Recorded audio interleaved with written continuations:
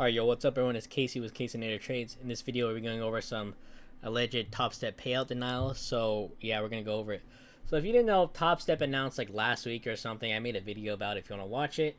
They announced last week and sent out an email to the traders saying like, hey, we are going to be enforcing like more rules or banning people and start doing that for prohibitive conducts. And then they kind of had like a list of what counts as prohibited conduct and stuff like that because people are apparently taking advantage of the system. And they said about 1% of the traders are gonna start getting these emails. So this apparently is allegedly got this trader on Twitter X, Coda Trading, got his payout denied. Says, "Hello Remy, following a comprehensive review of your account, we have identified a violation of our terms of use under Section 27, prohibited conduct. As a result, your payouts have been denied and your accounts have been submitted for further review." So apparently they never told this person why their payout was denied. They just denied it and just sent them the email, and that's that. So this is not a good look. We need to know why. See, I don't like if a prop firm just says, hey, we're denying your payout because of a list of these things. It's like, you need to be more specific. This can't be like the whole Apex thing where they said, trading issues or something like that. Apex would just say, like, oh, you did prohibited conduct or something, or inconsistent trading, something like that. They made like a thing, but people don't know exactly what they did. They need to be more specific, like, hey, we're denying your payouts because you were ripping it all in or something, or you were full porting each account separately and trying to get a payout, or something like that, right? Or, hey, you're teaming up with your buddy over here or something. They need to be more specific. They can't just say, hey, we're going to deny your payout. These are the possible reasons. We're not going to tell you what it is, but it could be one of these reasons. It's like, it doesn't make sense to me. So this is apparently like the first ever Topstep payout denial that I've seen personally. So this is not a good look. I'm not sure. They have a whole thing about the prohibited conducts and stuff like that. People going all in. We'll go over that in a little bit. But yeah, this is apparently the first payout denial I've seen. And apparently this person, Swap Nut Futures Trader, got their payout denied because they had their legal name and surname like differently and they didn't match. So if you're going to trade with Topstep, make sure your name matches like your ID card or driver's license or passport, whatever you use. Make sure it matches everything, because you don't want to get your payout denied because of that.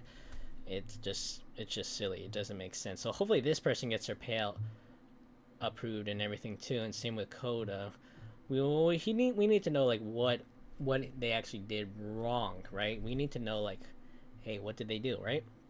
But we don't know exactly on that. So Topstep is apparently cracking down on 1% of traders. But if you think about it, 1% of traders, like only less than 5% of traders actually get a payout. So 1%, and those are probably the people that are getting payouts. That's a huge percentage.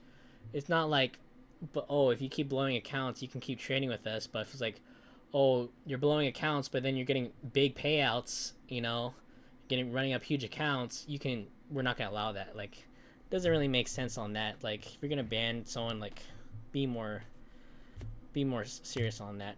So this is the video. This is the owner, Michael Patak, MP. I think that's Patek, Michael Patek or something.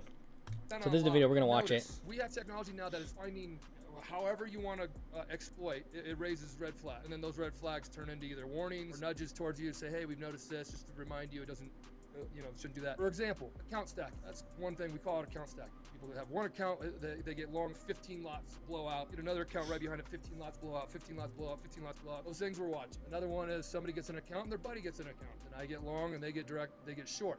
We can see everything. Make X without losing Y and you'll advance in a real-time trading environment. Therefore, that real-time trading environment needs to be as indicative of a live market experience as possible. If it's not, we're doing you and ourselves a disservice, bringing you up and having you trade capital, whether it's XFA or live capital.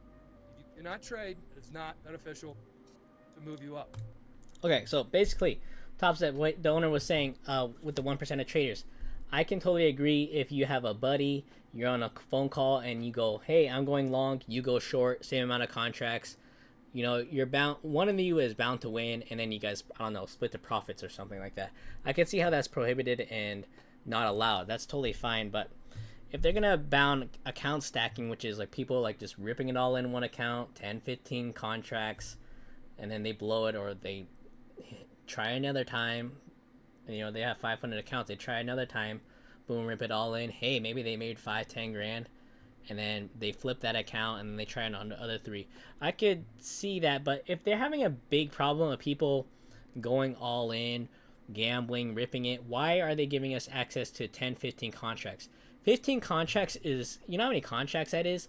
On a $4,500 account, which is the 150K account, a 15 contract move with 15 contracts, that's only a 15-point move. If my calculations are right. That is only a 15-point move. That is literally nothing, especially on NASDAQ. We're talking about NASDAQ. I don't know about the other instruments you trade. But on NASDAQ, 15 lots, that's only a 15-point move. That's literally nothing. That will happen like just like that. So if they're having problem with people ripping it all in, why are they giving us access to all those accounts? I mean, lot sizes. It doesn't make sense. Like 3 to 5 minis, like that is totally like more than plenty. You can work with that easily. And if they're having problems with someone going all in, they shouldn't. The easy fix is not allowing us to trade 15 lots, right? 10 lots. Easy fix if that's a problem with them. And yeah, but I could also see how that if you're like hedging with your friend, I could see that's a problem. And they should just alert you, hey, we think you're hedging with this person or whatever. But I think they need to be more straight up with the rules. They need to be like more black and white, like on the dashboard. Because I think on the dashboard it still says only one rule: don't let your account hit zero. But it's like, hey, you can't go all in 15 contracts. You can't do this. You can't do that. So it's really not one rule. So they need to be more clear about that. It's kind of like a gray area with the rules and stuff, which is not good. It's very vague. They can make it like a thing like saying, hey, you traded 12 minis on this day. We didn't like that. You know, your other accounts you're flipping on the rest of the days. We denied your payout or something. Like, that doesn't make sense. If we did something that they flagged, they should send you an email right away alerting like, hey, we've been flagged on this system for doing this. Not when the payout is done, you send the payout request, you got your 5 winning days, you send it in, and then boom, now you're denied. And you don't even know why you're denied. So they just need to be more straight up about it. So these are current updates with Topstep. Hopefully they change it because they were a very good firm. But now they're implementing a lot of rules. Like the whole thing with Apex last year, with implementing a bunch of rules and then changing everything and made a big headache. So now they're changing the rules, and now this is a first ever Topstep payout denial. So hopefully they need to be more clear about it and tell us why people are getting denied or something like that. So that's the current update with Topstep. Like I said, hopefully they change, but I don't know. Live account is the best way. I started my live account last week and it's going great. I love it. I'm free. I don't have to deal with all these rules. I get 100% of profits. I don't give a 10% cut. And if I make 5 grand in the day, I guess what? I can request 5 grand at the end of the day. Pretty awesome. I love that. So live account is the best way if you can get there, guys. I realize that prop firms are a great way to start trading and build a bankroll and learn trading and stuff like that, especially if you're on a budget or a new trader. But if you got payouts and are more experienced, I highly recommend opening a live account. That's just my thoughts and opinions right now. Hopefully Topstep be more clear about it and they start doing good news instead of like payout denials and all that. So that's the current update with Topstep. I'll keep you guys more updated on future news and all that because you guys seem to like these videos. So thank you guys for watching. Keep on trading and stay strong. Woo!